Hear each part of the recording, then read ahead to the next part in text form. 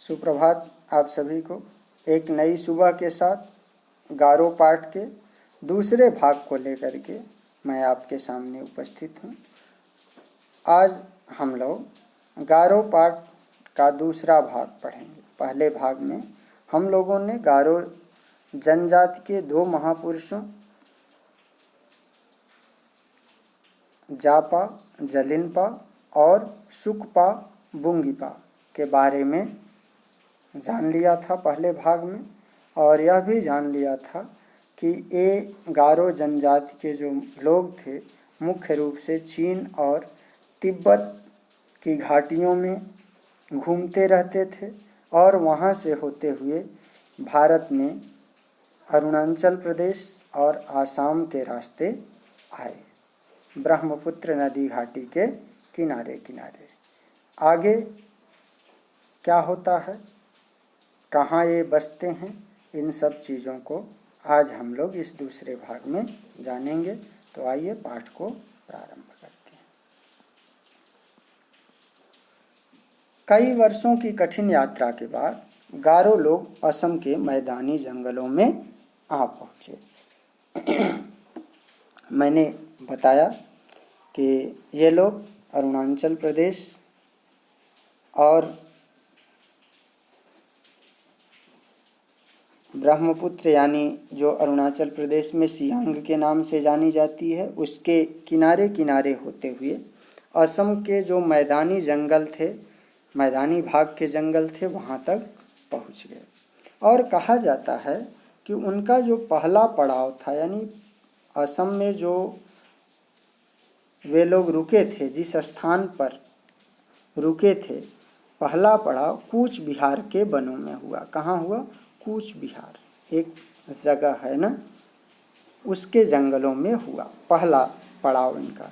कूच बिहार पर उन दिनों असम के राजा का अधिकार था। कूच बिहार जगह का जो नाम है, उस पर किसका अधिकार था उस समय? उस समय असम के राजा का अधिकार था।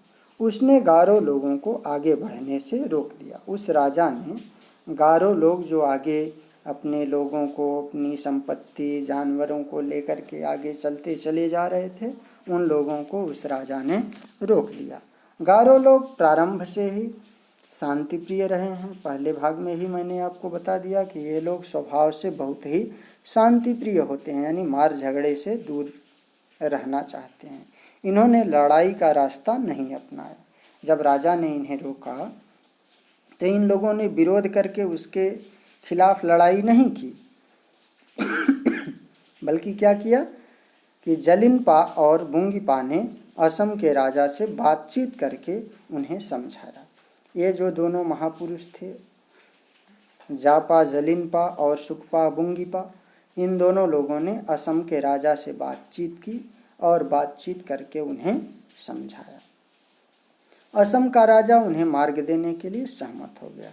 और देखिए, हर बात आपस में बैठ करके चर्चा करके सुलझाई जा सकती है। उसका केवल लड़ाई झगड़ा से उपाय खोजना उचित नहीं है। यही इन लोगों ने भी किया कि लड़ाई झगड़ा न करके सीधे असम के राजा से बात की, और बात करने पर राजा भी इन लोगों को रास्ता देने के लिए सहमत हो गया कि चलिए आप आगे जा सकते हैं।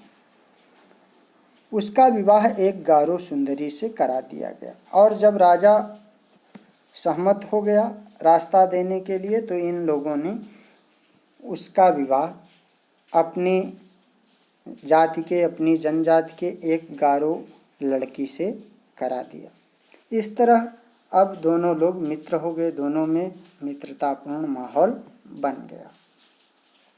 कुछ विद्वानों का अनुमान है कि यह घटना लगभग प्रथम सदी ईसा पूर्व की है। कुछ विद्वान मानते हैं कि ये पहली शताब्दी ईसा पूर्व, यानी ईसा के जन्म के 100 वर्ष पूर्व के आसपास की है। आज कूच बिहार जो है वो क्या है? पश्चिम बंगाल राज्य में पड़ता है। ये जो आज कूच बिहार कहाँ पड़ता है? ये पश्चिम बंगाल यानी वेस्ट बंगाल में पड़ता है। कहा जाता है कि गारो उस समय कहाँ पड़ता था? ये आसाम में पड़ता था।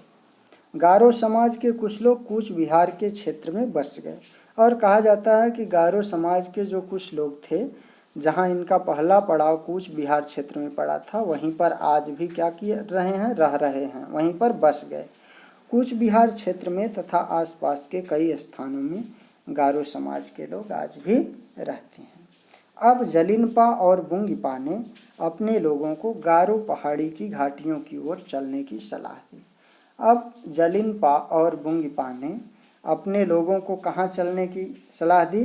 गारो पहाड़ी की घाटियों की ओर। गारो पहाड़ी कहाँ है? मेघालय में। मेघालय में 3 पहाड़ियाँ हैं ना, गारो, खासी और जयंतिया। तो उसमें से ही एक पहाड़ी का नाम जो गारो है, वहाँ पर चलने की सलाह दी। यह घाटी बहुत ही सुंदर थी। यहाँ पहाड़ी झरने, जंगली फूल, फल, जड़ी बूटियाँ और पशु पक्षी वातावरण को और अधिक आकर्षक बना रहे थे। यानी ये जो घाटी थी गारो पहाड़ी वाली, वो बहुत ही सुंदर थी। यहाँ पर तरह तरह के जंगली फूल थे, फल थे, जड़ी बूटियाँ, पशु पक्षी आदि थे, जो कि इस घाटी को और सुंदर बना रहे थे। ज़मीन भी बहुत अधिक उपजाऊ थी और वहाँ जो ज़मीन थी वो भी काफ़ी फर्टाइल थी, काफ़ी उपजाऊ थी। इस कारण उन्होंने यहीं बसने का फैसला किया। इसलिए उन लोगों ने यहीं पर रुकने का निर्णय ले लिया, यहीं पर बस जाने का, निवास करने का फैसला कर लिया। आज यह क्षेत्र गारो समाज का मूल निवास स्थान बन गया है। गारो लोग इस क्षेत्र को अपनी पवित्र भूमि मानते हैं।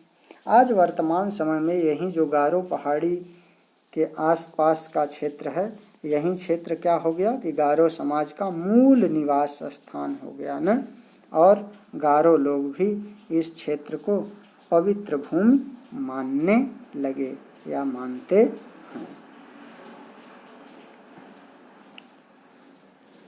गारो लोग प्रारंभ से ही प्रकृति के विभिन्न संसाधनों की तलाश करते थे और प्रकृति के विभिन्न संसाधनों की तलाश करना ही अपना मनोरंजन मानते थे। ये लोग क्या करते थे कि प्रकृति के विभिन्न संसाधनों को खोजते रहते थे।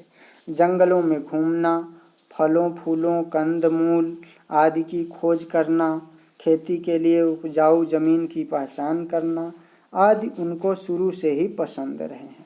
ये सारी चीज़ें कौन कौन सी चीज़ें कि जंगलों में घूमना, फलों फूलों, कंदमूल न अन्न आदि की खोज करना, खेती के लिए उपजाऊ भूमि की पहचान करना, इनको शुरू से ही अच्छा लगता था। आज भी गारो लोग अपने पारंपरिक हुनर को कायम रखे हुए हैं। आज भी जो गारो लोग हैं ना, उन लोगों ने अपना पारंपरिक जो हुनर है, कौशल है, उनमें जो टैलेंट है, उसको बनाए हुए हैं। गारो समाज और गारो संस्कृति भारत का गौरव है। इस तरह से गारो समाज और गारो संस्कृति भारतीय समाज और भारत की संस्कृति का गौरव है। गारो समाज आज भी जलिनपा और बुंगीपा को बड़ी श्रद्धा के साथ याद करते हैं।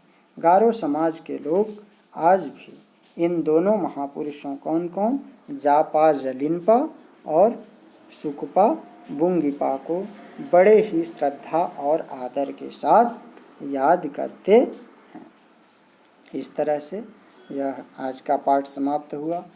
सारांश यह है कि गारो भारत की एक प्रमुख जनजाति है, जो कि मुख्य रूप से आपकी मेघालय राज्य के गारो पहाड़ी के आसपास के क्षेत्रों में पाई जाती है।